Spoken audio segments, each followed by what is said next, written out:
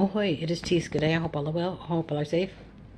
Now just to pick up on where I left off as far as the whole Hollywood thing and when it comes to pedophilia. Um, Honestly, what I just want to say in one breath, they'll say the whole, okay, watch out for these celebrities. This one did that, or this one did this, or, and it'll be your go-to celebrities. We'll say your R. Kelly's and your Michael Jacksons and pretty much even Bill Cosby, low key, really. But it's like pretty much anyone who you put out there, it's like, oh, watch out for them. They might have sticky fingers. And let's say it's 1000% true. When it comes to the children, I just want to say in one breath, it's all of those children ain't being kidnapped. Is all I want to say in one breath. Because like I say, if we have it where it's just 10 children or 10 billion children that this happens to, I could just say from the outside looking in and putting two and two together, and then perhaps seeing and hearing some things anyway, I can say sometimes or most of the time these children are not being kidnapped, and in one breath they're being dropped off or delivered into the hands of the giver. And like I say, and a lot of this is being initiated by single mothers. And I'm not trying to say that to be targeting. I'm saying that to be realistic, because it is the single mothers who they need the babysitter. They need the help. They need something. Because like I said, the father clearly isn't there. Either they're not there by choice or not there because that's the way it is. And that's as far as that environment.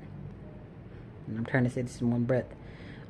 But pretty much when your children is left with single mothers, they're going to be in compromising positions. And like I said, even in the system, so somebody's not there, and they're delivered to the wolves. Like I say, anytime you drop it, it could be innocent. Like, oh, I just want to take my child to school or to sports practice. It doesn't matter. They're not in your care, so you don't know what the hell goes on. Good or bad, you weren't there. So that means that leaves a pocket open for. It just leaves it open for opportunity. And like I already mentioned in another previous video, those perverts said thank you for dropping your children off. They say thank you for not being there. And I'm not being funny. I'm being realistic. This is what I see. This is what it is. And like I said, you need to